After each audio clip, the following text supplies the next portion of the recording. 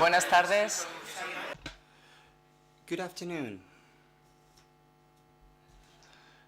Good afternoon to you all, and welcome to one more conference here at Casa Árabe. Today we are going to talk about the corporeal life of commerce at sea. This lecture is going to be given by Laleh Khalili, who is a professor of international politics at Queen's Mary University in London. And therefore, today we will be talking about transportation, and more specifically about sea trade from the Indian Ocean to the Mediterranean through the Red Sea and the Suez Canal, and the role all this has played in the international economic system, both regarding the transportation of fuel and goods between Asia, Africa, and Europe. This is an important issue that has been highlighted, especially during the pandemic, due to the issues stemmed for the supply chain, especially regarding certain products coming from Asia. And this issue caught the attention of the media when last year in March 2021, a huge ship ran aground at the Suez Canal and blocked the traffic for nearly a week. That canal holds 12% of the global sea trade. And our speaker today is going to talk about the people that day after day make all this possible. And she's going to talk about the daily life of seafarers working on ships, ports, loading, unloading, all containers that take our products and goods from one place to another, from production sites to consumption or distribution sites. And she's also going to talk about how their lives are influenced by their working conditions, the life at sea, and their interaction with other officials and seafarers belonging to different nationalities. And she will also talk about the power struggles in all fields. Laleh Khalili has wide experience, first-hand experience regarding all issues in the Arabian Peninsula, and in the last few years she has researched about politics, geopolitics, and geoeconomics of maritime transport, logistics, and infrastructures of the Arabian Peninsula in the 20th century. She's done a lot of field work in the Indian Ocean and regarding shipping companies in the Red Sea and the Mediterranean Sea. She has a degree in chemical engineer by the University of Texas, and before she began her postgraduate studies, she worked as an engineer for a summer and as a consultant in the US. She's always been interested in transnational movements, and she has very often works in the different ways and systems of power in the colonial era and resistance, and she has also worked in the field of violence and on capital and goods transportation. Her latest book, Seniors of War and Trade, talks about the role maritime infrastructures play in order to move technology, capital, people, and goods.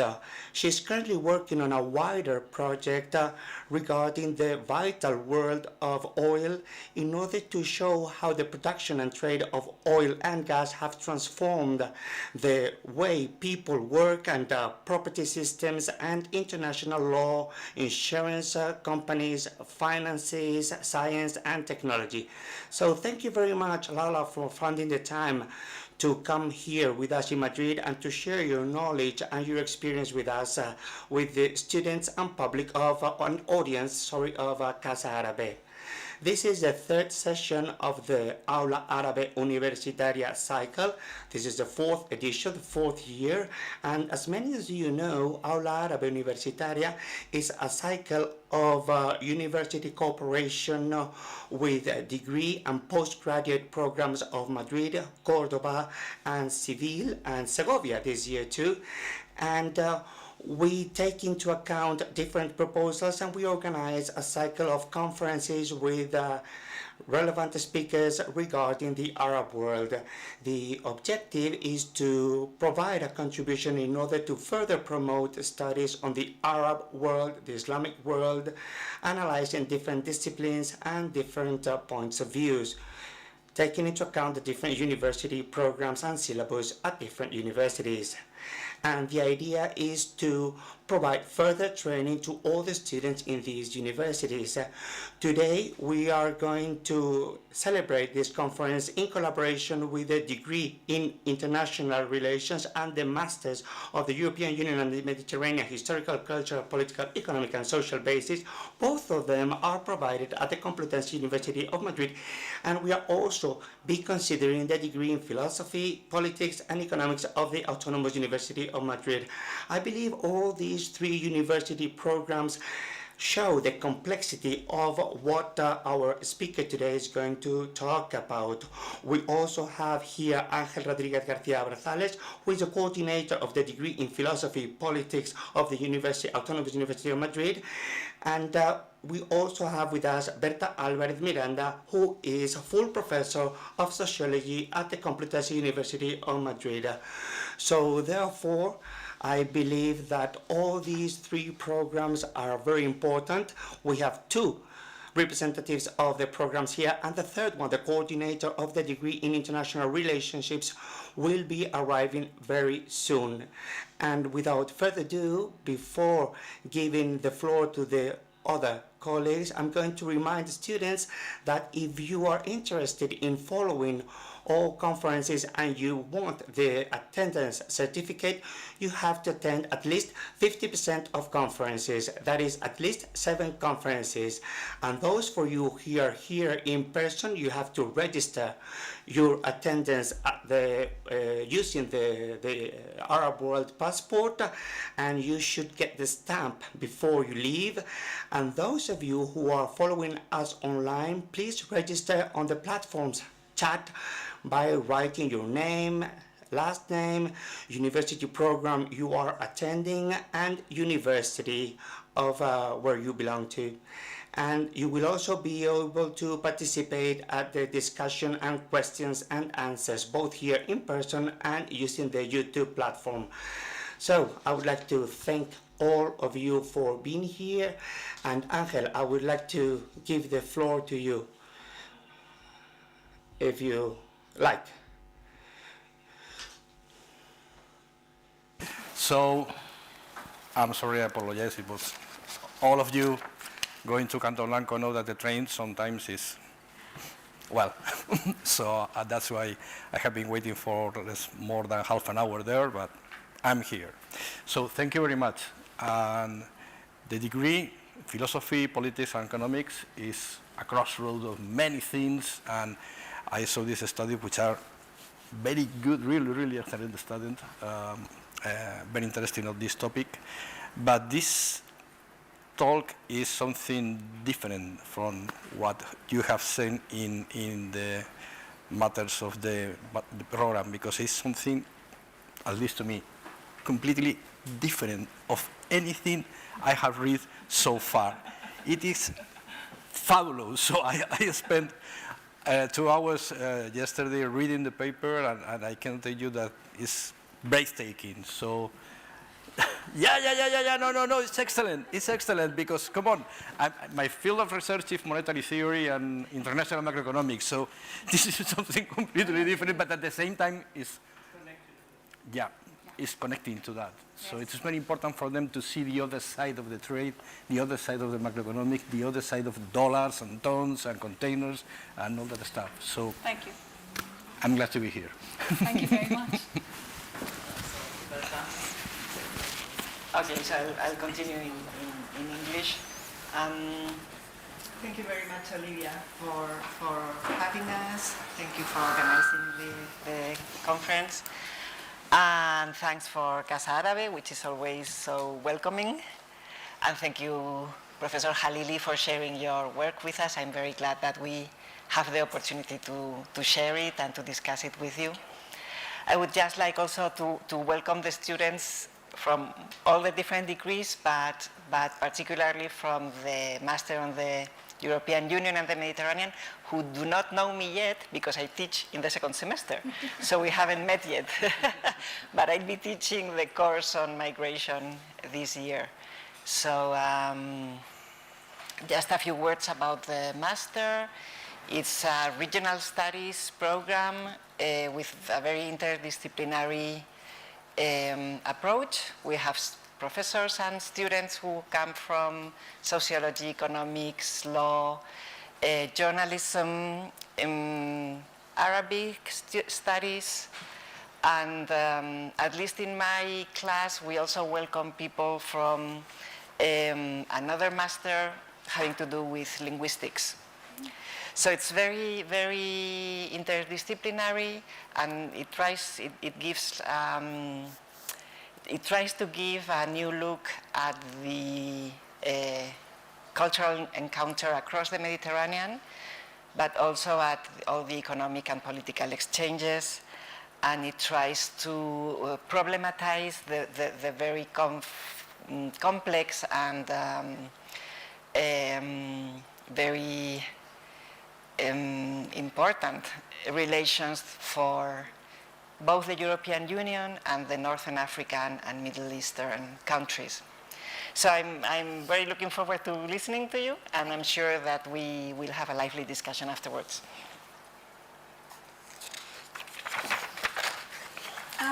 Thank you very much for being here, and forgive me for speaking in English. I wish I spoke Spanish. Unfortunately, I don't. I'll try to speak a little bit slower in case there are those among you who are listening and who'd like to just listen to in English, but I think they also have translator headphones in the other room if you want to use those. So this talk is based on quite a bit of research aboard ships and in ports in the Arab world, but on two big container ship trips, which you see the pictures of behind me. All of the pictures that you see behind me, I took them myself, so they are from these trips. And what you'll see is I haven't photographed people's faces because I didn't want them to feel like they were being photographed. But this is a story about seafarers. And my method is, although I have a PhD in political science, I'm really not very much a political scientist. So my methods are in line with my politics and my ethics, which means I'm really interested in the lives of everyday people caught in major global changes. Okay, with that sort of preamble, let me start. The story that I want to tell can start in two different ways, and I'm going to start it in one way now, and then towards the end of the talk, I'm going to start with the second beginning, and I'll explain why I do that later. In early 1985, when the tanker war between Iran and Iraq was going on, the Reverend Ernie Arnold, who works for the Mission to Seafarers in Dubai, recounted a horrifying incident in his monthly report to the organization's headquarters in London. A badly damaged vessel, a badly damaged ship, was brought into Dubai, they were worried that it had been hit by Iranian missiles, and this was brought into the Dubai dry docks, to the docks in Dubai, in order for it to be seen. Now, Reverend Arnold writes this in his report. He says, "The ship was a mass of twisted and burnt wreckage. The survivors, and there were 2 dead seafarers, they had been taken off in Bahrain, but the captain of the ship was missing, and it was presumed that he was blown up by the missiles into the water." Reverend Arnold continues, he says, "Last Tuesday, 9 days after the boat came to dock, I received a telephone call from the managers of the shipping company telling me that they wanted to see me urgently. The manager then told me that there had been discovery of signs of human flesh in the wheelhouse of the ship, and they needed to collect it and give it a proper burial. In the local situation, there could be no help from either the police or hospitals to help in the recovery. So it fell upon the local manager to do the job. It ended up with him," this is Reverend Arnold still writing, It ended up with him, a doctor, and myself spending 3.5 hours on Thursday gathering together what we were able to find by sorting through the ashes and other remains in the wheelhouse. They essentially were looking in the ship and they were finding little pieces of human remains that they were collecting. The evening just before the light failed, we took about 3/4 of a rubbish bin to the Indian burning place. The captain had been Indian, and so he was cremated, and placed it upon the funeral pyre and read the committal service. So this is in the context right now of Russian war on Ukraine, and with seafarers being blown up in the Black Sea. This is a story that we hear about very infrequently, but it is one that really dictates the lives of seafarers at sea. In the tanker war between Iran and Iraq, the two countries targeted ships lifting oil from ports belonging to the enemy and its allies. In the final 4 years of the Iran-Iraq war, the two countries attacked the ships 411 times, with Iraq responsible for 60% of the attacks. The harrowing reports from Mission to Seafarers in Bahrain and Dubai record these attacks, and they include stories of death, destruction, injury, fear, and month after month, and in monthly report after monthly report, it is all about how these seafarers sail into the Gulf on their tankers, and then they worry that they may not sail out of the Gulf. This torn apart, bloodied, fearful, terrorized seafarer does not appear in stories of the war. People don't pay attention to these seafarers whose lives were so affected by the war. So this talk really is about those seafarers and their bodies and their flesh and their feelings and emotions. So the first time that I traveled on one of these ships, the shipping agent who had arranged my travel sent me to Malta and booked me into a seafarers' hotel there.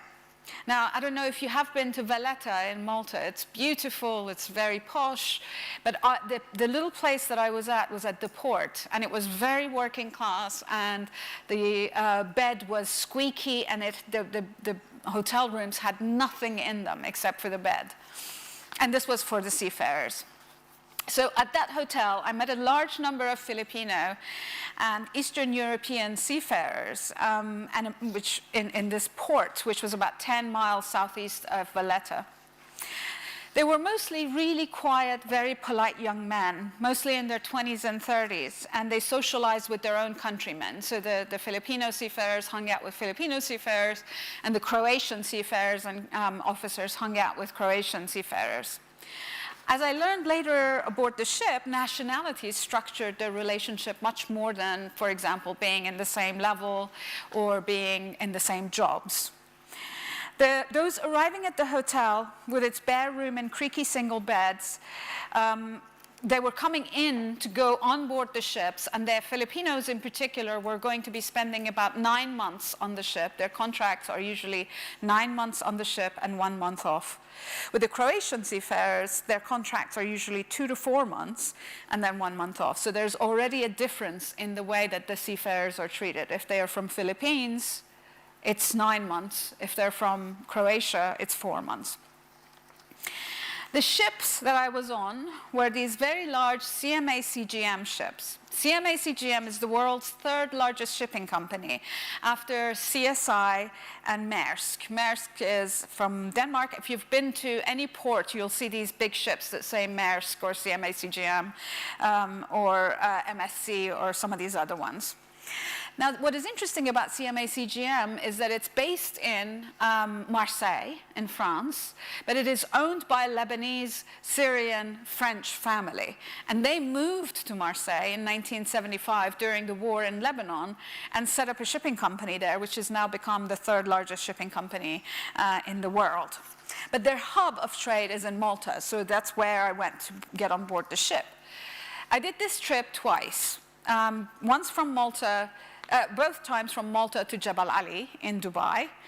But the first time, the ship went very quickly. It was a time of roaring global trade. And so the ship really wanted to get from Malta to Jebel Ali and then go to China from there. The second time, the global trade had dropped down quite a bit. And so the ship was actually making stops that it had not scheduled beforehand in order to pick up more stuff, in order to make more money.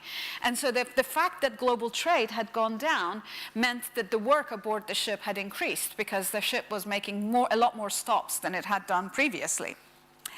In both of those journeys, I spent hours every day speaking to the seafarers in the wheel room, which is where they drive the ship, on the deck, or less frequently in the engine room.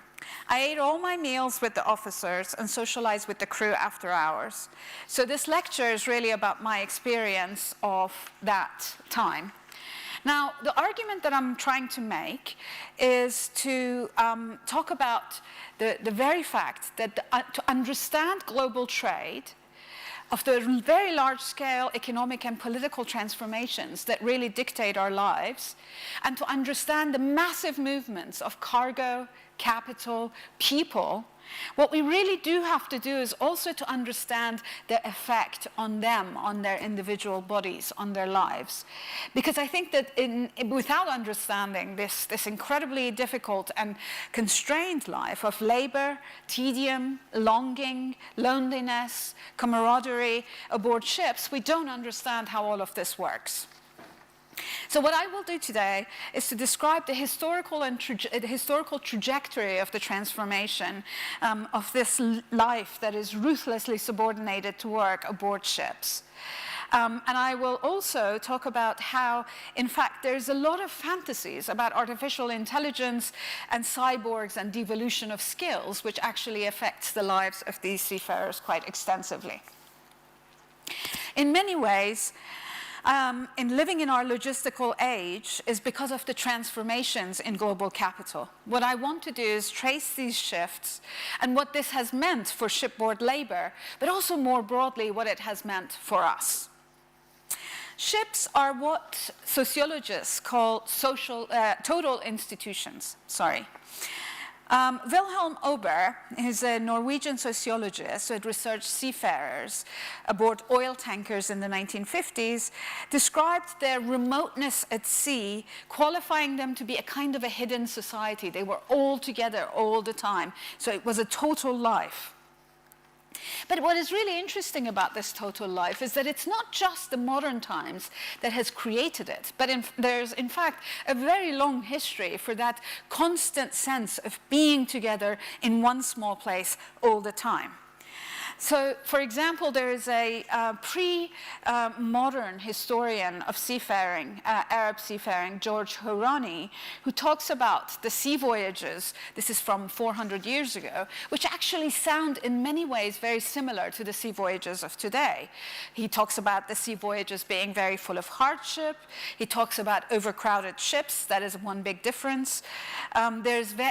Talks about stops in very hot places, in hot ports, and about the ships being in some ways affected by, for example, the ruling families in particular ports, determining whether or not they were allowed to leave or stay or get off the ships. And so I think there was all of these. And in addition to that, there was the danger of pirates on board ships, which we hear about still all the time. And then, of course, the fact that the weather could potentially affect you. So back when he was writing, these were mostly sailing ships, and so if wind wasn't blowing, the ships were sitting there in the sea. But of course, they were also smaller ships, so if the winds were blowing too hard, then it could potentially cause problems on board the ships. And so this is 400 years ago. Today, obviously, the ships are very different in that case. And so, for example, in the Gulf, what we see is that in 20th century, the concerns have changed. The pearling ships in the Gulf, when people used to dive underneath the sea to collect pearls, they talk about, for example, the seafarers going into debt bondage. So they owed money, so in order to pay back that money, they had to work extremely hard on these pearling ships. And of course, on board these pearling ships, there could be threats of violence. They could be whipped, for example, if they did not do what they were supposed to do. And so what you saw from the 20th century onwards was that the shape of work had changed, but the violence of it still remained. Now, the ships that I was on were nothing like these old sailing ships or the pearling ships. They were modern, they were enormous, you saw pictures of them, and most of them, both of these ships flew the British flag. Now, the reason that that matters is because ships obey the rules of the country whose flags they fly, right? So if a ship is flying the French flag, then it's going to be obeying the rules of France. The vast majority of the world's ships, however, don't fly European flags. They fly the flags of countries like Liberia, Bahamas, Panama, Marshall Islands, and sometimes actually even landlocked countries like Mongolia. It also has a flag of convenience. This is what is called the flags of convenience is what the great sort of international unions call the kinds of flags where the country's rules around labor and environmental protection are very lax. So flags of convenience, Panama, et cetera, if a ship is flying those, then they can potentially have much weaker rules when it comes to obeying labor and environmental laws. The ships that I was going on, however, both had the British flag. And part of the reason was because, of course, I was a traveler, I was a passenger. And so for that reason, they wanted to ensure that it followed insurance laws that could potentially be more protective. And so what is really interesting about that was that the conditions on board the ships that I was on were supposedly some of the best conditions on board any ship. And yet, even on those ships, you had very radical difference in the way that Filipino seafarers worked versus the way that the Croatian officers worked. So, under flags of convenience, a French-owned ship, as the CMA-CGM was, can fly a Panamanian or Liberian flag and pay the seafarers a fraction of what a French seafarer would have earned. The international registries of European states also have this kind of flexibility, but they are still a little bit better in that sense than the Panamanian or Liberian or Marshall Island flags. The Filipino seafarers aboard the two CMA-CGM ships I sailed on were on very long contracts. They worked 9 months on board the ship and 1 month off. As I mentioned, the Croatian officers had 4-month-long contracts, with the captains even having a shorter amount of time. And the captain on one of the ships that I was on had actually brought his wife along so she could sail with him around the world. So it didn't feel like he was far away from his family. In my conversations with the seafarers, it became clear that many of the Filipino, Chinese, and Asian men came not from the port cities in their countries, but from actually, they were often coming from agricultural hinterland cities. In an earlier age, this was also the case. So if you were working in agriculture, if you were a peasant, and you went into debt, or you had a very bad year of drought, then the way that many of these seafarers worked, they would go to the ports and would get a job on board a ship.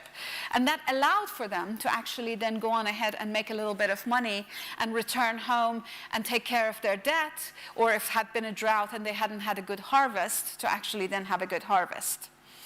Now, what this also meant was that precisely because they could get on board ships, they could travel around and they could get off the ships before passports and visas became a very important thing. They could get off the ships and settle and work in factories and then return if they wanted to. And so that's why you see in a lot of ports all around the world, the area immediately near the port tends to be very cosmopolitan and tends to have very long-standing, multi-generational communities of seafarers from all around the world. So in Hamburg, near the docks in London, in Marseille, the areas near the ports tend to have seafarers that were originally from Yemen or countries in Africa or certainly countries in Asia.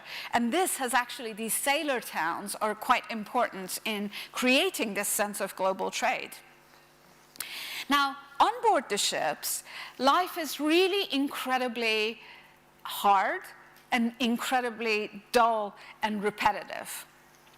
So on today's container ships, where before you had one container ship, a ship that was the size, let's say, much smaller than this, before containers became a thing, you could have hundreds of seafarers on board one ship. But ever since we've had container ships, the number of people on one of these ships has really reduced radically. That means that on one of these very, very large ships, about 400 meters long, full of containers, we only had about 30 seafarers working on there, so that you are with these 30 people this whole time. But that also means that those 30 people have to do absolutely everything that is on board the ship. And what that means is that from the engine room all the way to the top, the work is incredibly difficult. So, for example, in the engine room, where these massive engines are working, it's an incredibly, unbelievably hot, hellish place. It's about, the temperature there is at least 50 degrees. And so people are working in that temperature all the time. Part of the reason that it is so hot is because it's not like the old coal ships where they used to have furnaces, you know, where they put coal in the furnace and it would burn and it was really hot. But today, you have the engine that requires oil, and so they heat up the oil to, I think, 135 degrees centigrade. And in the process of heating up the oil, the engine room itself also heats up. So although they have covered everything in reflective foil, the engine room still feels unbelievably hot. It also, the workers that are in the engine room have to wear overalls, and they have to wear big boots, and they have to actually cover their heads, which they don't necessarily have to do in other parts of the ship. And so in this 50-degree temperature, they are wearing multiple layers, and it's an incredibly hot and difficult work. The other thing about it that is quite interesting is that if anything breaks down in the engine room, it has to be fixed by hand. So what you find, I don't know if there was a picture in there, but essentially, you have these hyper-modern, hyper-technological engines, and then you have people that come by with hammers and screwdrivers and try to fix any problems with them. And so there's kind of an extraordinary set of skills involved in using very basic home tools in order to fix a super technologically advanced kind of engine. On the deck, so if we're coming up from the engine room, on the deck, there's the main work is to try to stop rusted, sort of hull, rusted metal, essentially. As you know, seawater causes metal to rust. And so the seafarers begin by sanding, washing, repainting, and these ships are so big that by the time they have gone all the way around the ship, they have to start all over again. So on deck, they constantly have to be involved in this incredibly backbreaking work of sanding and painting, sometimes in this position, because obviously they have to, there are overhead things that they have to fix. In addition to that, the dozen or so men who work on board the decks, on the deck of the ships, have to be constantly checking refrigerated containers, because these container ships also include refrigerated containers that often have chemicals inside them, so it's quite hazardous waste. And so for those reasons, they have to also constantly check these to make sure that these are working. Now, this work is not as difficult as the work in the engine room, but it is still quite difficult and tedious. Then when you go into the wheel room, where the captain and the officers are, the work there, again, is less physically difficult, but it is much, much more boring. So they are essentially sitting there, and they're going through paperwork. They have to constantly do paperwork. And they have to constantly make sure that news that they have received about, for example, routes, for example, about, let's say there has been a sunken ship, or they have noticed a pirate, and they have to constantly update their material with this. And so it's not difficult work, but it's just so boring. And of course, you know, you have to do this day in and day out. It's not very pleasant. You're there for 4 months or 6 months, and you really don't want to do this, but you still have to. Other things have also changed. So after work, the hours that seafarers work is 4 hours on and 4 hours off. And then they come back 4 hours on, and then they go back 4 hours off. So they have to learn to sleep in 4-hour chunks. But they also have some sociable times. And their sociable times are slightly different than what it used to be. When Herman Melville wrote Moby Dick about whaling ships, one of the things that one reads about is that the two ships used to, when they would run into each other in the oceans, they would come up next to each other, and they would put a little walkway across the two ships, and officers and crew would exchange places, and they would socialize a little bit on board the other ship. That way they sort of broke the monotony of being at sea. Obviously, you can't imagine these massive ships getting together and come alongside. They'll crash if they did that. So they can't socialize really with people on other ships. Also, back then, they used to arrive in port and they would hang out at port for, I don't know, a week, 2 weeks, sometimes 2 months. But now, turnaround time in ports are often 24 hours. So they arrive into the port, containers are immediately uploaded or downloaded off the ship or onto the ship, and it's constantly very, very fast. And these very large ports are now very far outside of the cities. So in many places, they're 50 miles outside of the city. And so it is very expensive and time-consuming to go from the port to the city. And so you can't socialize on land either, really, like you used to. But also, some of the other things that have changed are quite worth noting. On the ships that I was on, the officers who were Croatian, after the meals, usually would get together and would go to the officers' room, and they would watch football that had been recorded and had records of it, and they would be drinking beer and talking to each other. The Filipino crew members, in my first trip, actually did a lot of karaoke together.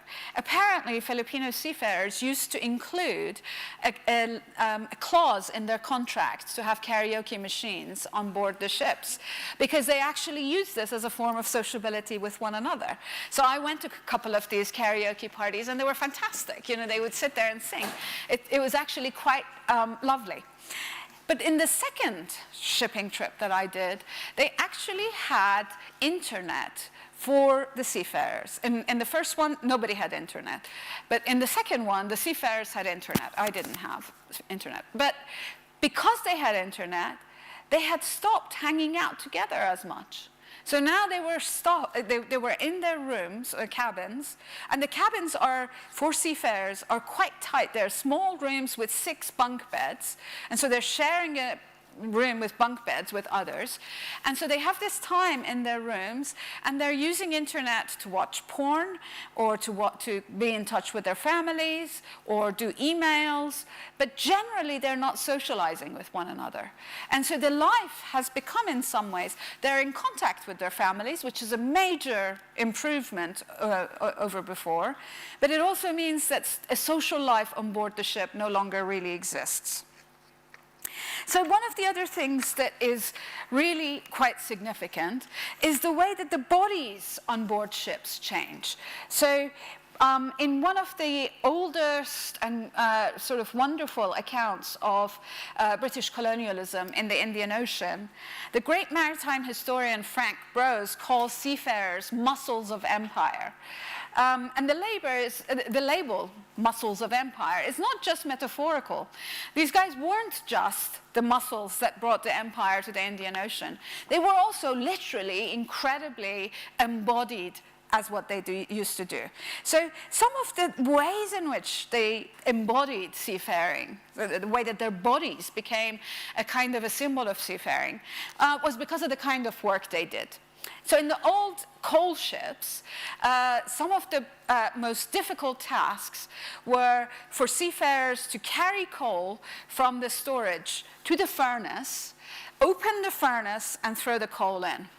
Now, the furnace at that stage was 60 degrees, the downstairs, the engine room, would be 60 degrees, but then the furnace, obviously, was hundreds of degrees of fire just right there. And so the coalmen used to go down there, pour a bucket of water on themselves, open the furnace, and put the coal in. So in a way, they often actually would end up getting burnt, scalded, they would end up having massive sort of injuries, and it was quite a dangerous work. But even the person who carried the coal from back in the storage room to the furnace also carried injuries and carried the sort of the mark of the work on their bodies, because these hallways were so incredibly narrow. Many of them would end up bumping against the walls, and they used to have these massive bruises and scars on their shoulders, which they used to call badges. And it was a sign that these guys were trimmers, or the people that carried the coal from one location to another. Now, we don't have quite the same, obviously, we don't have ships that burn coal anymore. We have fuels. But you still find that in many ways there are other elements of the ways in which people's bodies are transformed that corresponds to work aboard ships. Another thing that used to be the case was that because ships were really quite affected by seawater, you would find that seafarers would do, when they walked, when they walked on land, they would walk like this, in part because they were trying to make sure that they had learned that kind of walking on board the ship, which stopped them from, tripping.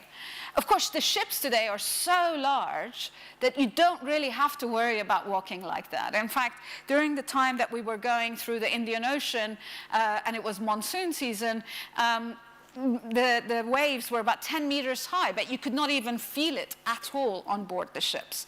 So how has the body changed today? One of the things that one finds is that there are different ways in which masculinity and the embodiment of seafaring is different for the European versus the Filipino seafarers. Most of the European seafarers that I met, Croatian seafarers that I met, would go to the gym inside the ship, and they would do weightlifting, and they all had very large muscular bodies. Whereas the Filipino seafarers were much more interested in cardio and playing ping pong. And so they actually considered themselves, their notions of masculinity was about speed and fitness rather than about strength and bigness. And I thought that that was a really interesting way that contrast worked. What is really interesting also is that Laleh Khalili, who's an ethnographer of Filipino seafarers, has talked about how the actual Philippines maritime colleges want these seafarers to become more like the Europeans, and so are trying to influence their ways of masculinity and their ways of being, and to be different than that kind of a notion of faster, speedier seafarer. But obviously there's a lot of push and pull about that. Now, one of the other things that is important is not only the embodied, the flesh that is affected by seafaring, but also one's spirit and soul. One of the things that is very striking is that you're with 35 people for 9 months, or a certain group of people for a very long period, and yet you feel very, very lonely on board the ships.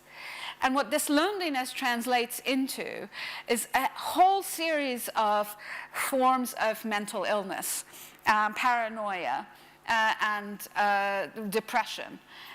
Seafaring today has the highest rate of suicide than any other job in the world.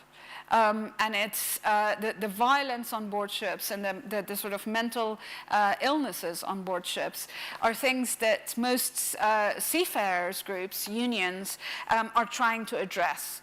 But this is also quite actually a long-standing characteristic of seafaring.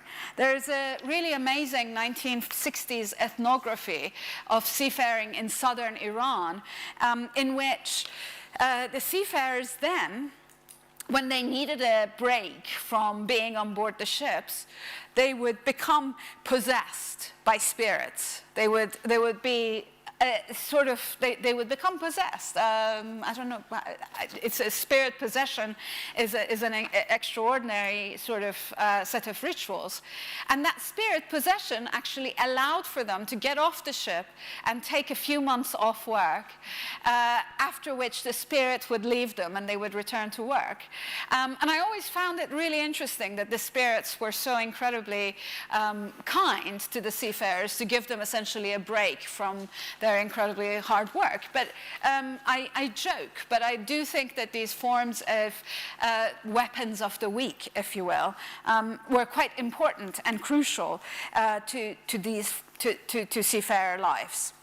Now, another thing that is really quite significant, and I think this is, I'm joking about the spirit possession, but there are other elements that I think it is really important to acknowledge about the work on board ships. And one of them is the question of eating. Food is absolutely necessary to all of our lives, but it's also symbolic and ritual. It has a symbolic and ritual importance on board the ships. And beyond that, it also has a hugely significant and central role in labor organization around questions of seafaring. So on board the ships, as I mentioned, the officers and the crew eat in completely different locations. And the officers sit at tables which are hierarchically organized. So the captain sits at the top, and the first engineer and first mate sit on his two sides, and then it goes down the rankings, second mate, third mate, etc., all the way. And guests, as I was, are supposed to sit with the officers and eat with the officers. So in the first few days that I was on the ship, I noticed that the cook, who was Filipino, was making meat and 2 veg, so roast meat and 2 vegetables for the Croatians. But they were making really amazing curries and adobos for the Filipino crew. I begged the cook to eat the food of the crew and not the food of the officers, because it seemed to me that the curries and the adobos were much more interesting. And the cook told me that the food for the crew was made with the leftovers of the food from the officers. So the food from the officers, what was left on one day, was cooked into a curry or adobo for the crew another day. I begged anyway, and the leftover curries were absolutely much, much more delicious. But it was also interesting to me that this who ate what and whose leftovers were passed on to whom was actually an element of hierarchy between the officers and the crew. Again, this is an element of ritual. It's an everyday thing. It doesn't seem quite serious. But in fact, food on board ships has been one of the most central elements of revolt and mutiny on board ships. Often because ship owners find the money, the budget for food being one of those things that they can cut back. And so you find that a lot of ships, both historically and contemporarily, become hunger ships. You hear stories, for example, about people getting beriberi from absence of vitamin B, or other kinds of, or scurvy from absence of vitamin C. And although most of the science was known, it was known that if you included, for example, lemons or limes or oranges, that the seafarers would not get these illnesses. Nevertheless, those things were considered to be too expensive to send along. And so very often, the seafarers would get scurvy or beriberi. But hunger ships have continued to be a factor in the lives of seafarers today. Very frequently, there are ships that are abandoned on the shores of countries in the Middle East, Egypt, and the United Arab Emirates in particular, with seafarers on board. And there is no money for food, there's no food left, there's no money for electricity, there's no fuel left. And so there are seafarers that are abandoned aboard ships with nothing to eat, no water, no electricity, no heat, no ability to cook. And the number of these happening is absolutely enormous. the International Labour Organization, ILO, in Geneva, keeps a database of abandoned ships with seafarers on board, and there are currently 500 ships in those databases. And that means that there are that many seafarers that are on these ships that are essentially hunger ships. And in these cases, it is often the mission to seafarers that tries to come to rescue and try to avoid some of these conditions that start, that for these seafarers, this abandonment that starts for these seafarers. Okay, now thus far I have spoken about lots of stories of pain and suffering, right? It's been quite grim. At the beginning of this talk, I said that I'm going to have two different beginnings, two different ways that this story can be told. So, why? Why does this paper, why does this talk have two different stories? I gave a very early version of this talk to a university in Rotterdam. And as you know, Rotterdam is a very big port, and among the audience were a large number of seafarers from the port of Rotterdam. As you can imagine, I was extremely nervous about presenting in front of seafarers about seafarers. And at the end of the talk, one of these guys, one of these Dutch seafarers came up to me, and we shook hands and said hello, and he flattered me for the talk. And then I said, what do you think? What was your opinion? And he was like, no, it was great, it was great. And I said, no, really, what did you think? And he actually was very critical. He said that you have only given us stories of pain and suffering. Why don't you talk about the incredible skills that we have? Why don't you talk about the incredible professionalism that we have? Why is it that we only have to talk about stories of pain and suffering? He said, we're professionals, we're good at what we do. Without us, none of this would be here. And so I think that I think about that conversation often. Because obviously when I started writing this talk, I was talking about all the ways in which the workers were suffering. And so what I want to do now is I want to actually end with stories of professionalism and political organization. And then I'm going to pose a question about that, about why it matters to have this option of, on the one hand, stories of suffering, and on the other hand, stories of professionalism. On both of the trips that I took, when the ship went through Bab al-Mandab at the bottom of the Red Sea, you would arrive in an area of the Indian Ocean, the Gulf of Aden, which has been known for piracy. When you arrive, any ship that arrives in the Gulf of Aden usually goes through a series of security activities. If they're tankers, they put barbed wire across the decks so as to prevent it. They bring high-pressure water hoses so that if pirates climb up to the ship, they can use water hoses to throw them off. Apparently, Russian and Israeli ships carry armed guards on them. We didn't have the armed guard. But what is also really interesting is that when you arrive into pirate waters, the number of people in the wheel room increases. So you have the captain, and you will have the first mate, and then you will have multiple officers that are there, and they're supposed to keep watch. So they're standing there and watching all the way around.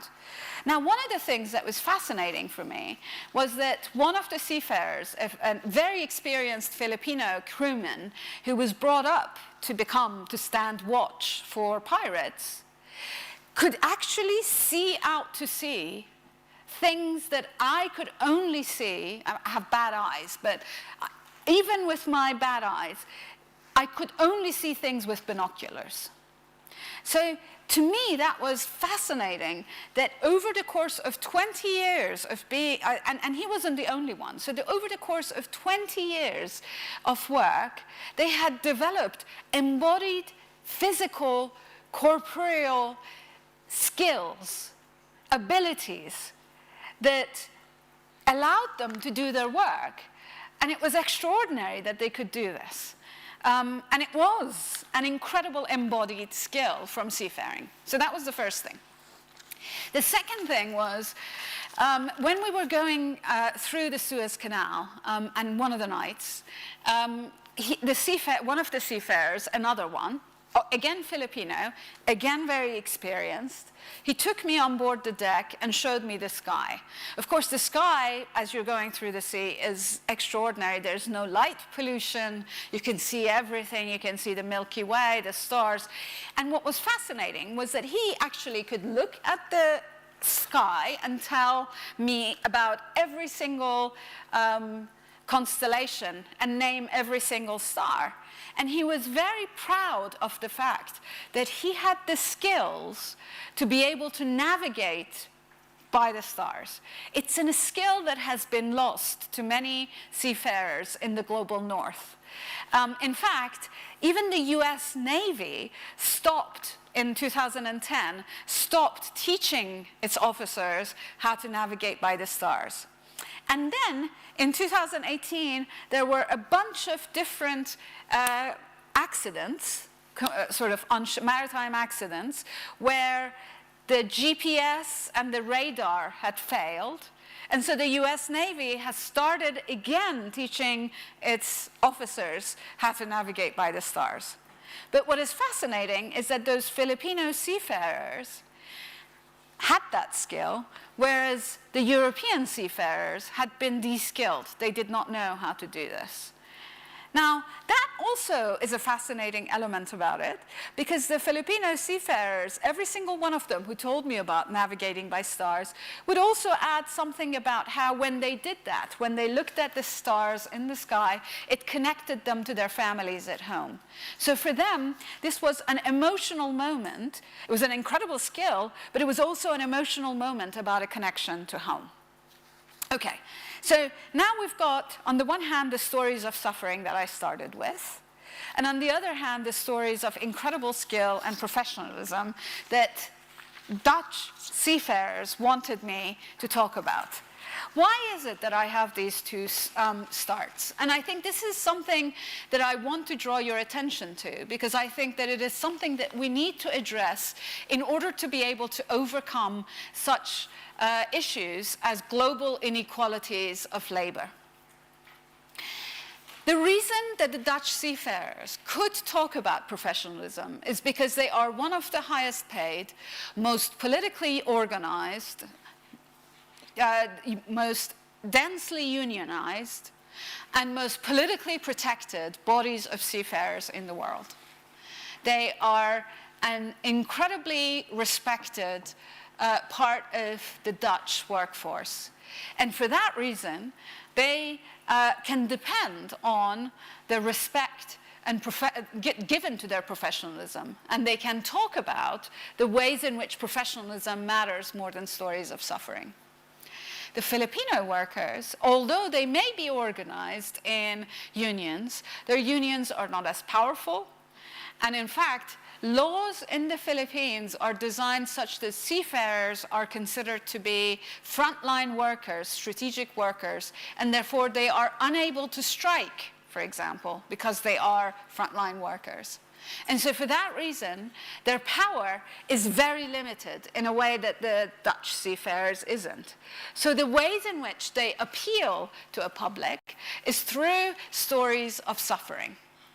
And this tension, on the one hand, professionalism by people who actually do have political organization, and on the other hand, stories of suffering from seafarers that are often the subject of charity, of missionaries, for example, the Mission to Seafarers, is one of the conditions that prevents transnational solidarity of labor. And I think that in some ways, this is something that we have to think about and we have to address in order to be able to understand, in order to be able to address the massive inequalities on board ships, which translates into the Filipino seafarers making a fraction of European seafarers and having much longer contracts and working in jobs where potentially, or the potential for mental harm, depression, and suicide is much higher. And to address that, we do have to take account of how some lives on board ships are lives of strength and power, and some lives on board ships are stories, are lives of suffering and stories of hardship. Thank you very much.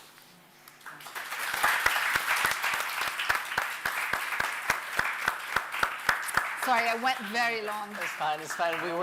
We were happy to listen to you. We were all attentive, nobody lost the track. I'm sure that was amazing. As Professor Rodríguez said, none of us knew about these issues before. It's amazing that we don't talk so much about this, and this is not more in the media or in other sources. So, I mean, I'm sure we have many questions, but I mean, I'm going to give the floor to our colleagues from the university in case they want to do a first reaction and do a first question, and then we open the floor to the students, both here in the hall and then on the online. So, if you want, Berta, Ángel is passing you there. ¿Quieres empezar tú haciendo un primer comentario? Do you want to make a first comment? I have at least two questions that I think should be interesting for all of us. First is about the methods, because it's hard to imagine how you got access to the ships, hard to imagine how once within the ship you got access to all the different rooms, and what kind of observation you did with the seafarers. Did you do like in-depth interviews, or you just did participant observation? Could you please develop a little bit more on that? And what difficulties you faced? I'm sure there were many times where you felt that if you weren't on a ship, you would be sent home. And also about the body thing. It's very, very interesting to me, for me, to see this physical term in the social sciences, and in this case, it's even in the title, and it's directly related to the global commerce. Could you please also explain a bit more about why the body is important, what it symbolizes, or what it means that information about what you eat, how you eat, or what you look like for the general question about inequality and labor? Excellent question. Thank you. Should I answer or should I? Okay. Okay, so the methods. The research method for the project as a whole was very eclectic. So I used archives, I used extensive research with newspapers and trade journals, I did in-depth interviews, I did all sorts of things. But for these specific journeys, it was mostly informal conversations, and then in some cases I took the information from the seafarers and conducted in-depth interviews, usually by Zoom or by Skype at the time, afterwards, not on board the ship. There had to be some distance between workplace and the interview in order for them to feel comfortable to talk about it. In terms of getting access to the ship, I actually paid for it. I was a passenger. I was a traveling passenger. And the reason, once I was on board the ship, I told everybody that I was writing a book, that I was an academic and I was researching this, and it was actually absolutely no problem at all. They were very unaccustomed to a woman who was my age at the time, in my 40s, doing this kind of research. They had a lot of older women who traveled on board these freighters. They said that, in fact, older European women are the primary passengers that love to travel by freight. It's fantastic. It's an amazing thing. And so, but they weren't used to somebody who was a little bit younger on board the ships. And so they were very open. They wanted to talk, and it was totally fine. There was only one instance of sexual harassment, and I talked to the captain about it, and it never happened again. And so it was actually totally fine. It was, if I could do it again, I would do it again, because it was an extraordinary time, especially because I didn't have internet. I was staying in the rooms, I think there were pictures of this here, and for 3 weeks, no connection to anything or anybody. I missed my children, but other than that, it was amazing not to be connected to the world. Because I had explained to everyone on board the ship what I was doing, I was given access, but I also felt that I didn't have to worry. I was very cautious about what I chose to record and what I didn't. So I, for example, do not write about the sexual lives of seafarers on board the ship. I don't talk about the private things that they may have mentioned to me, both on board the ship, but also afterwards. None of that appears in the book or in the papers. It's just, that's their work. In terms of, so that was access and methods. And why I chose this, precisely to do with the reason why I think the body matters. There are two reasons why the body matters. There's one particular way in which people talk about abstract labor as if it is something that happens over there. And particularly because seafarers, there's about more than 1 million, and it's actually about 2 million of the seafarers everywhere working, and yet they are mostly invisible to us. And so in a way, the best way to actually bring the body forward would be to make it not abstract, to make it very fleshy, to make it very visible in some ways. And so I wanted to talk about that. There was another reason why I wanted to talk about bodies, and that had to do more with everything that I was reading. I was reading quite a huge amount of both poetry, novels, memoirs, etc. by seafarers. And when you read the accounts of the seafarers themselves, the kinds of things they talk about is hunger, is what they do with their bodies, is their loneliness, is their affect, is their thoughts. And I thought it would be really interesting to think about this in a social scientific way. There's finally a third reason why, and that is that, as you know, automation, making everything machine run, is the fantasy of capital, right? Subtract the humans, bring in machines. And that, a lot of that is also happening on board ships. But what I really wanted to do was also to show that, in fact, even in an industry where automation has happened to such an extent that a massive ship like that operates with only 30 people on board, you still have embodied skills that are required. And so that fantasy of automated ships, fully automatic ships, etc., is something that I think is really fantasy, and part of the reason I wanted to talk about bodies was for that reason as well. Okay. What can I say? The talk is even better than the document, so congratulations. Fantastic. So I was hearing to you, and I thought of myself before that I was a really harder traveler, but now I think I'm a boss backpacker, and that's all. So but that's incredible, because two travels with your thoughts. And the thing for me is that probably you have seen in the supermarkets that we can find here in Madrid and Europe in general, grapes from Chile, avocados from Peru. I have seen even grapes from South Africa here in Spain, which is a big producer of grapes.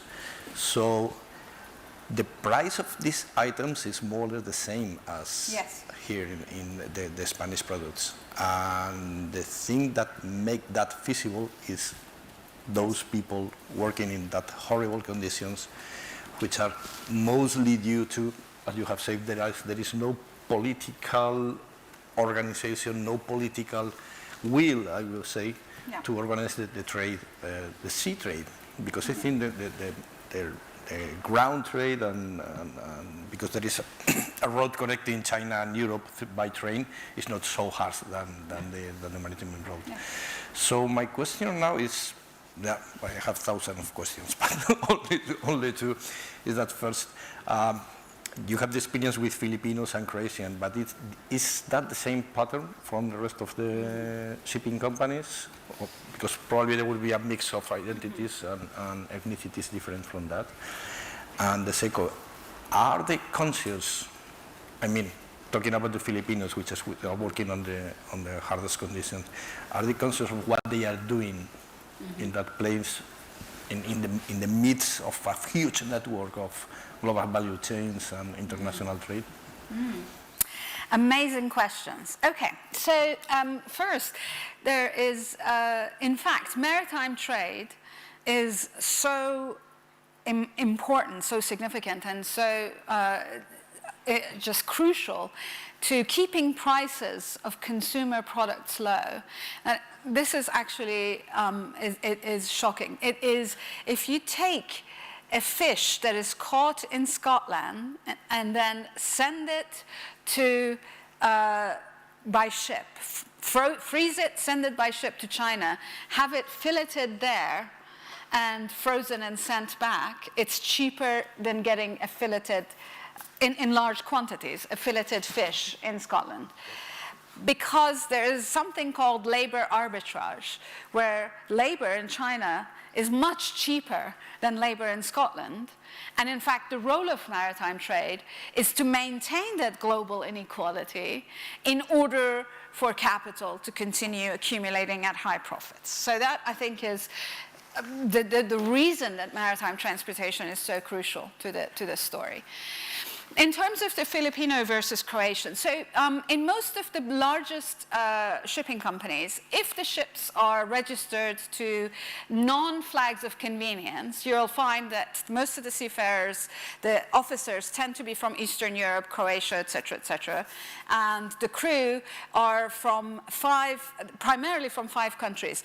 About half of the crew, 60% of the crew are from these 5 countries, and they are in order of Philippines, China, India, Indonesia, and Russia. And so these 5 countries provide the crew for the seafaring business everywhere. Different kinds of ships also have different bodies of seafarers. So cruise ships, you know, the big sort of passenger ships, tend to have very exploitative working conditions and tend to hire the largest population, particularly of Filipino seafarers. Container ships tend to have some of the best working conditions on board, and they tend to also have Filipino seafarers, now increasingly also Chinese and Indian seafarers as crewmen. And then the officers are Croatian, but also increasingly Indian and Russian officers. And then in tankers and bulk carriers, carriers that carry, for example, iron or coal or grain, the seafarers tend to be primarily from India, China, and then the rest of the global south. And part of the reason why people are channeled into these different positions is because of the way that government policies in various countries which produce seafarers train seafarers for particular kinds of jobs. So you find the patterns repeated quite frequently, in part because the structure produces these kinds of workers. In terms of whether or not the Filipinos seafarers are conscious of their role in these, yes, they are. And they're very conscious of the fact that they are part of this global value chain, and they're also quite conscious of the fact that they have very few rights, actually, within that, and that their condition is very different than the Croatian seafarers. The Croatian seafarers or the Dutch seafarers or the Germans see their work as a professional career in which they're engaged and in which they're going to retire. Many of the Filipino seafarers consider this to be a high-paying but quite difficult and distressing job. So they see it as being something that they do for a set period of time, and then they return home to their farms or to open a restaurant or to open a shop. And so the reactions are different. And part of the reason that that kind of circular process happens in the Philippines is, again, also structural. It's because of the way that there are limits on unions, there are limits on professionalization, there are limits, and the way that they are channeled into particular jobs. So there is this kind of a global structural difference between European versus others, which I think generates those inequalities. So if you find, okay, we can take some questions now from the hall, from the students. So I think there were no questions from the online ones. Yeah, here we have one. Sí, espera, te traen el... Wait a second. You'll be handed the mic. About women as seafarers and if there's presence of them. Great question. There's about 5% apparently of seafarers are women. And on the first ship that I was on, there was a cadet, somebody training to become an officer, who was Croatian, and she was a woman. And she, actually she was very similar, she was very strong. She used to also lift weights, and she was actually a better weightlifter than some of the guys. And her partner was a seafarer on another ship. So she knew all of the Croatians, and they were very protective of the kind of work she was doing. But in a lot of instances, women seafarers actually face kind of additional, sexual harassment, etc., on board ships, and so that's quite an issue. One of the things that was really interesting for me, however, was that when we were going through the sort of Bab el-Mandab and Strait of Hormuz, because you're very close to land, the ships have to sort of check in with the ports, right? Port control is constantly asking them to check in. And so you hear about all of the ships that are around you checking in with the port control. And one of the things that was really striking was that on both trips, there were a large number of tankers, oil tankers, often Indian, because you can see what they are on the automatic identification system inside the wheel room. So you get the list of where the ships are, what their names are, who owns them, where they're flagged to. And the tankers were captained by women, Indian women. So that to me also was really interesting. Seems that India seems to be actively channeling women into those officer jobs, and obviously if they're captains, they have been at that job. They have been developing this for quite a while, because you need about quite a number of years of experience before you're given captaincy of a big ship. So to me that was also interesting, that it was an unexpected number of women in captains' roles, and India was producing them. ¿Alguna otra pregunta? You can ask questions. Are there more questions?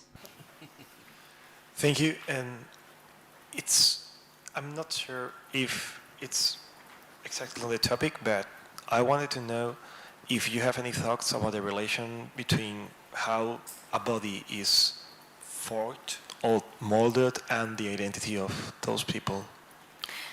Sorry, what was the second? And between how it's molded a body and the identity of those people. What a great question. Yes, I mean, it is quite interesting, because so identity obviously is a very complex concept. It is, you've got people self-identifying, and then you have also the way people are interpolated or subjectivized or identified from the outside. And the most significant element of that emerges in the context both of their national identity, so the fact that they're Filipino or Croatian, and in the context of their idea of themselves as both seafarers and as men. Because, as I said, the vast majority of the seafarers that I met were men. And those notions of masculinity does structure the way that they shape their bodies.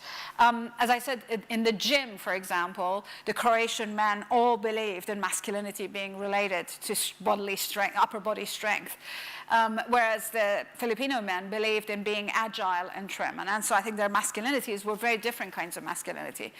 I also think that in some ways, their national attachments, the fact that they all spoke English, but nevertheless they preferred to speak Tagalog or Croatian with their colleagues. And so in a way, that also translated into forms of sociability between them outside of eating or sleeping in their cabins. So those were quite significant. In terms of sexuality, there are also particular ways in which sexual life exists aboard ships, but it is not necessarily one which is conflated with an identity. So there are sets of sexual practices, homosocial practices, homosexual practices, which don't necessarily translate to, for example, a queer identity. And I think that has been the case in most places where there are large populations of people of the same sex stuck together for a very long time, so barracks, boarding schools, stuff like that. So in that sense, we could say that the ships are a world in itself, no? What was happening during the trip was different to what was happening, maybe the life of how they see themselves in a different context, no? That's right, completely differently. But again, also that has to do with the professionalization versus not as well. Because I think that your idea of yourself as a masculine seafarer translates into your home life if seafaring is your profession and your profession and your home life are tied together. Whereas if you're Filipino or Indian or Indonesian or indeed even a Croatian seafarer who are just doing this for a little bit of time and you're not necessarily considering this a profession to sort of work out the rest of your days, then the identity, the seafaring identities don't translate to home. Yeah, we have 2 questions here.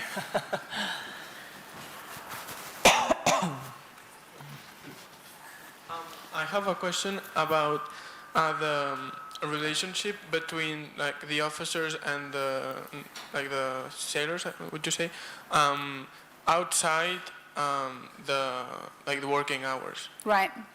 Great question.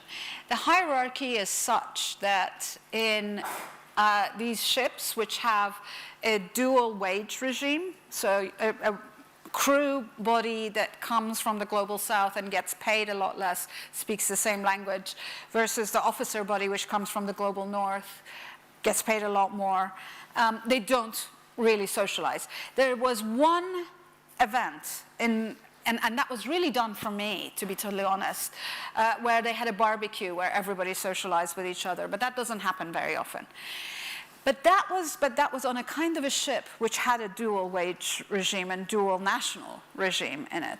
There are obviously ships from the global south in particular where everybody is of the same nationality.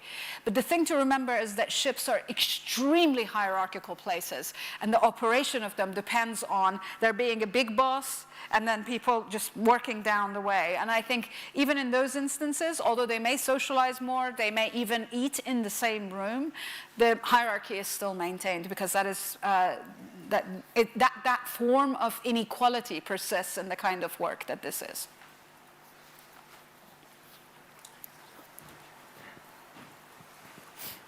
My question is actually related with that.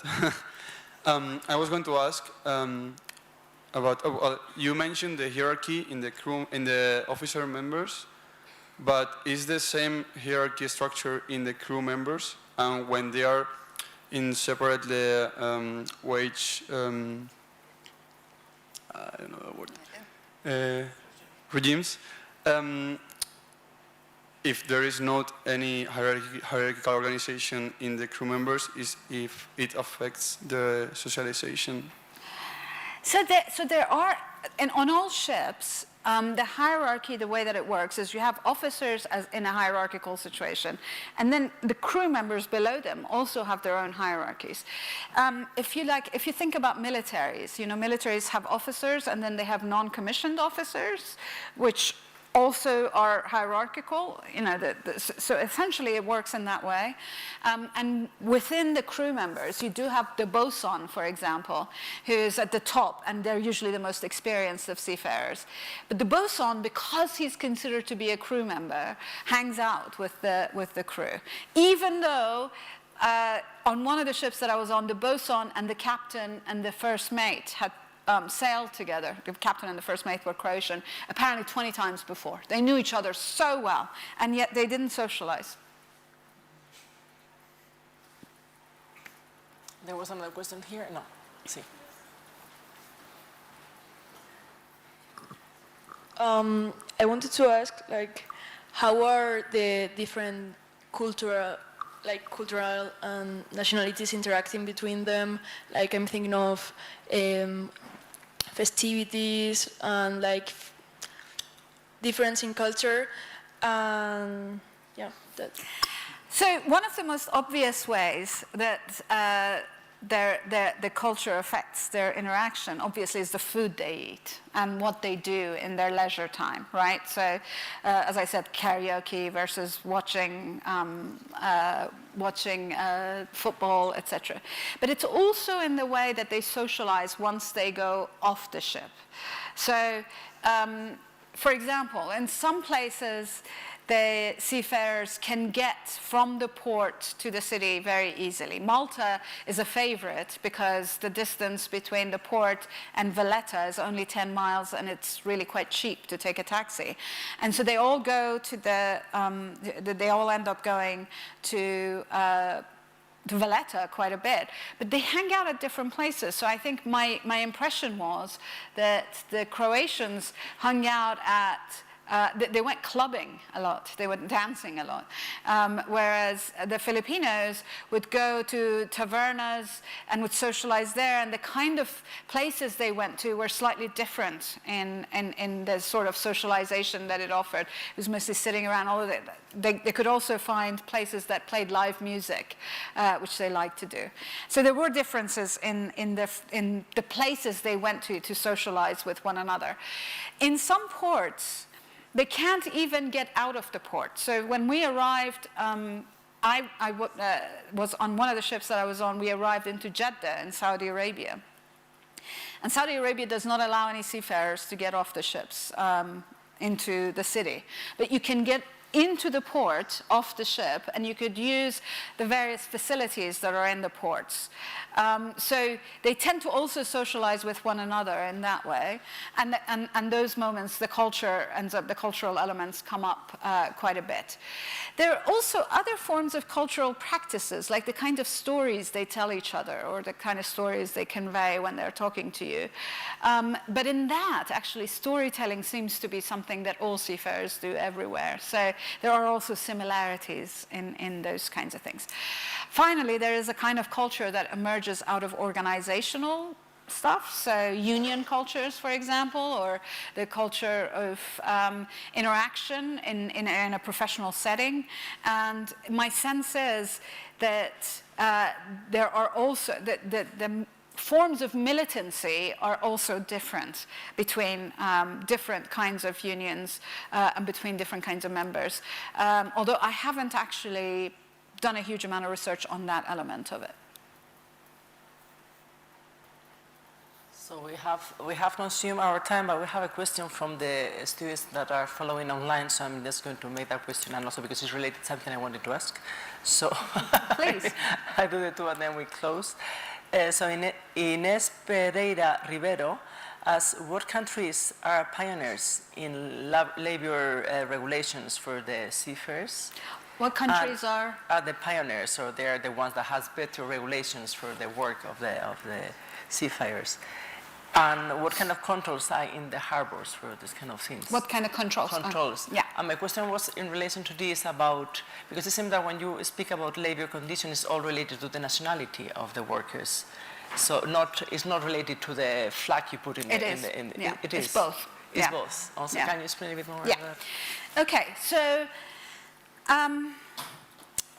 there are some countries that by law require citizens of their countries to be hired on board ships. The US has something called the Jones Act, which means that any ships that go from one coastal area of the US to another coastal area of the US, and that includes ships that go, for example, from Los Angeles to Alaska or from Los Angeles to Hawaii, but also US's colonial holdings, like Puerto Rico, they require American seafarers to be on board ships. And that means that then those seafarers are going to be, because they're American, they're protected by US labor laws. However,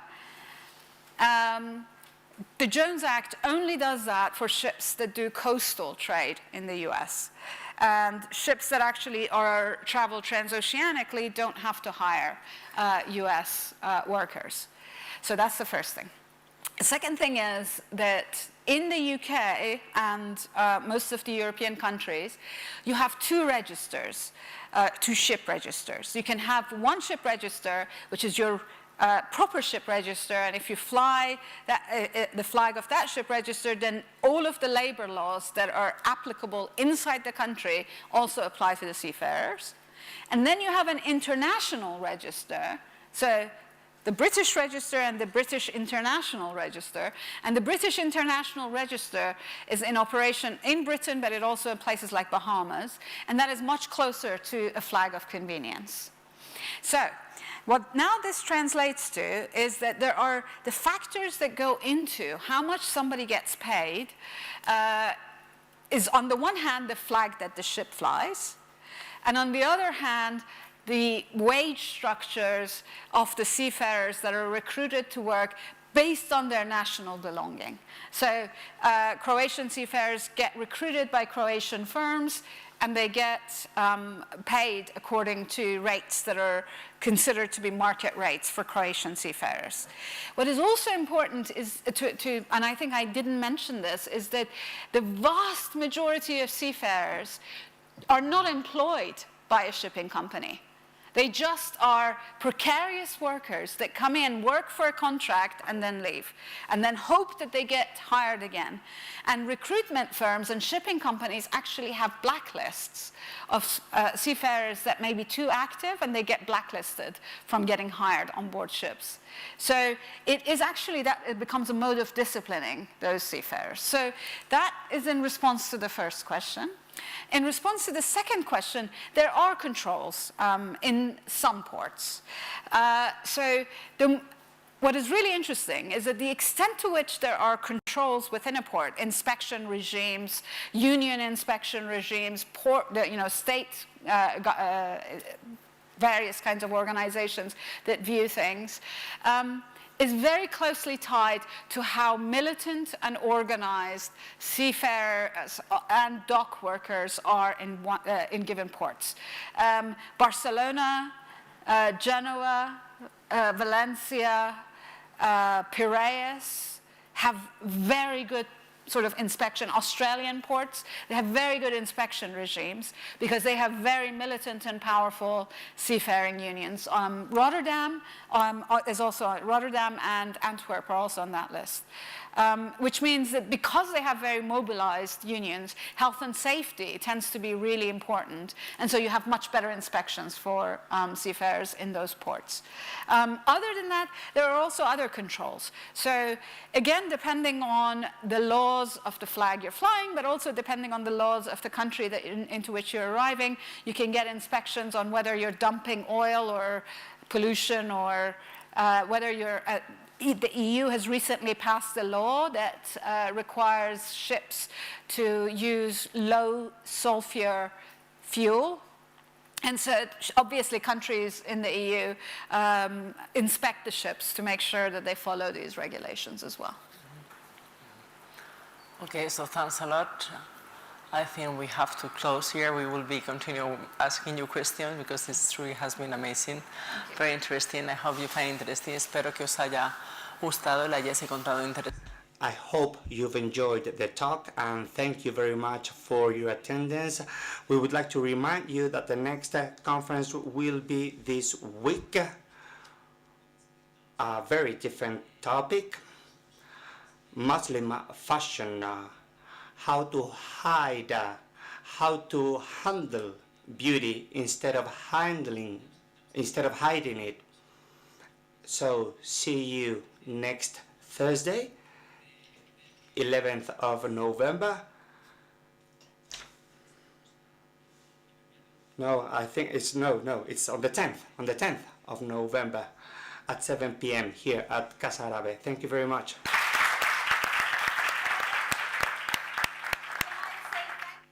Much for being here. And awake and paying attention at this hour, and also for your excellent questions. I'm very grateful that you were here. Thank you so much. And thank you both as well. I'm very grateful.